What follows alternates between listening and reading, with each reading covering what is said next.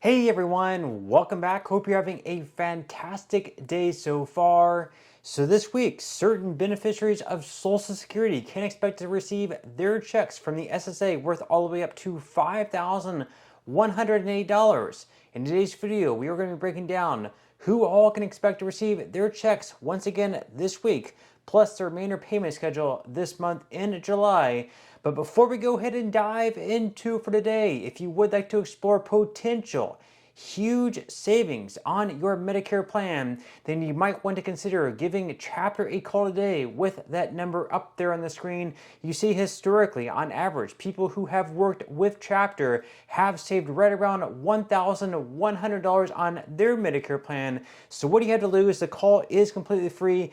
Give Chapter a call today with that number up there on the screen. That number, once again, is 612-895-2101.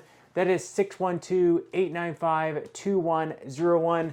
And once again, the call is completely free. The average person who has worked with Chapter has saved right around $1,100 on their Medicare plan. And thank you once again to Chapter for sponsoring today's video.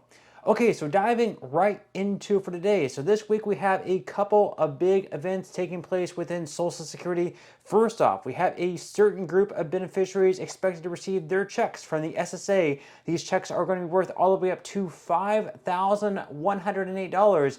And secondly, tomorrow we have yet another inflation report by the Bureau of Labor Statistics, and that's going to give us another set of data to give us an update on what the potential next cost of living adjustment for 2026 is going to be for all Social Security beneficiaries. And we also have yet another change that's going to possibly affect what the COLA is going to be. Because of this, it might be higher, and possibly it could even be lower as well. So according to Kiplinger, over 57 million retirees rely on Social Security benefits, which typically get a cost of living adjustment raise each October.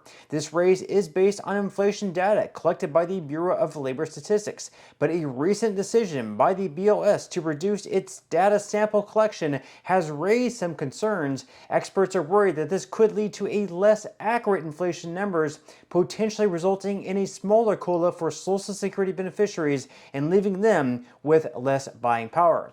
The BLS stopped collecting data from 3 cities in the second quarter. These include Lincoln, Nebraska, Provo, Utah, and Buffalo, New York, due to a staffing shortage that has resulted partly because of the current hiring freeze. So because of that, they are no longer going to be collecting data in those 3 cities. So just hypothetically speaking, let's say that like in Lincoln, Nebraska, or any of these 3 cities, we see a higher amount of inflation than what's taking place in the rest of the U.S.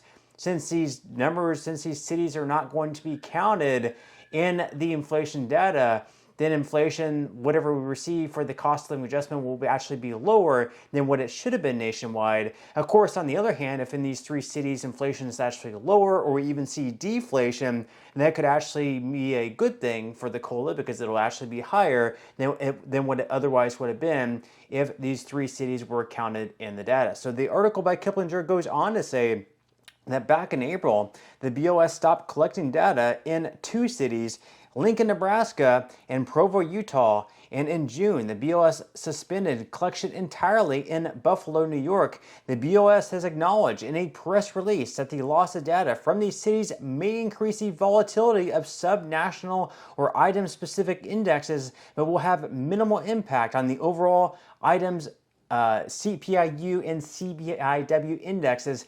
And they say that while this suggests that the national CPI figure may remain stable, there is concern that the absence of data from these cities could lead to inaccuracies in regional or item-specific inflation measurements, potentially affecting the COLA calculation, is what Shannon Benton, the executive director at the Senior Citizens League, told Kiplinger. She said that if these areas experience higher than average inflation, their exclusion could result in an understated national CPI, leading to a lower COLA than warranted, or vice versa. So once again, if in these cities they're experiencing higher inflation and it's not counted in the overall CPIW for the cost of living adjustment, that's obviously going to impact it in a negative way. Whereas in these cities, if inflation is not as high, it's going to actually be a good thing because their lower numbers are not going to be reported.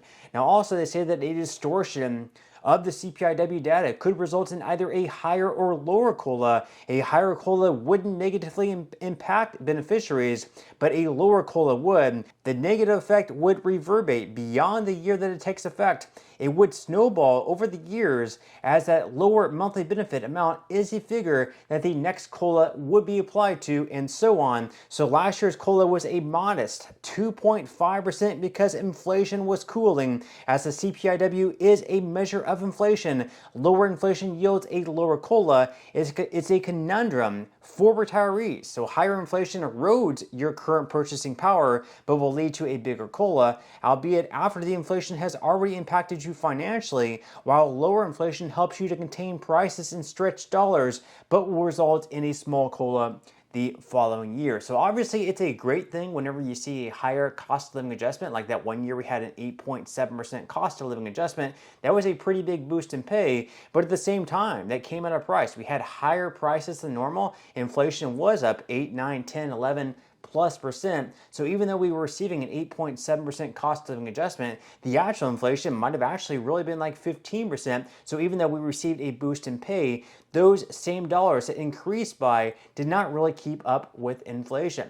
Now you can see up on the screen here that the COLA is determined by taking the average CPIW for the 3 months of the third quarter. So it's going to be July, August, and September. So we're going to be comparing the July, August, and September numbers of this year, and we're going to be comparing those months to last year's July, August, and September. Now, we're not going to know July, August, and September's inflation numbers until August, September, and October. That's because there is a delay in the reporting, so we're not going to know the inflation for July until August. We're not going to know the numbers for August until September, and we're not going to know September's numbers until October. And on October 15th, we're going to know exactly what the cost of living adjustment is going to be looking like. Now, tomorrow on July 15th, we are going to have the inflation data out for June, and then of course next month is going to be the first big month. That's when we're going to know the inflation data for July, and it's going to give us a really good idea of what the next cost of living adjustment is going to be looking like.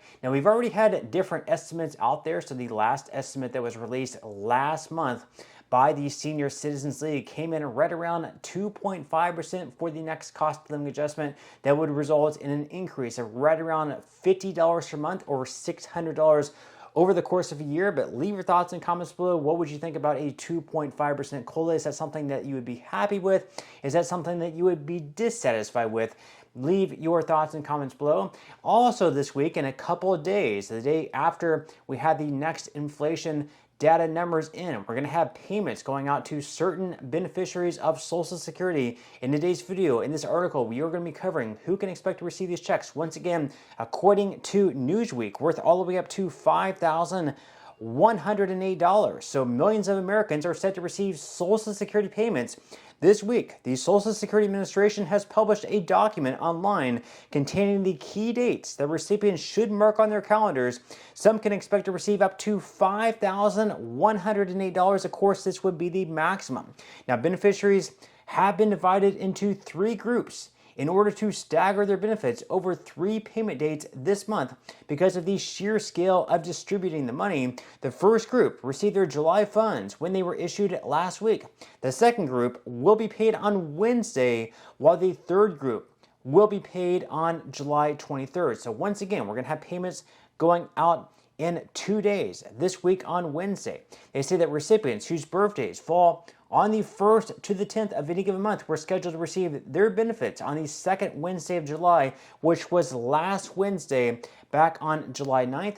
And then those whose birthdays fall between the 11th and 20th will be paid this week on July 16th in just 2 days.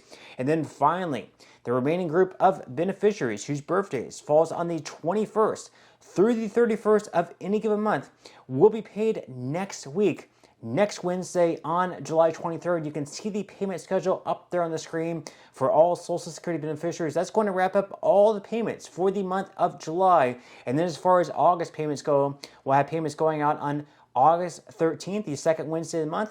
Then we'll have payments going out on August 20th and August 27th. If you receive SSI benefits next month in August, you're going to be receiving 2 checks. You're going to be receiving your first one on Friday, August 1st, and then you're going to be receiving your second one on Friday, August 29th. That is because September 1st falls on a national holiday. That's going to be Labor Day. So you're going to receive 2 checks next month in August if you receive SSI benefits. And then in September, you're not going to receive a check at all. That, of course, is because your second check in August is actually going to be your September check, coming a little bit early because the 1st of September, once again, falls on a national holiday. But that's all we have for today's video. Once again, leave your thoughts and comments below about everything that we discussed in today's video. And as always, I will see you in the next one.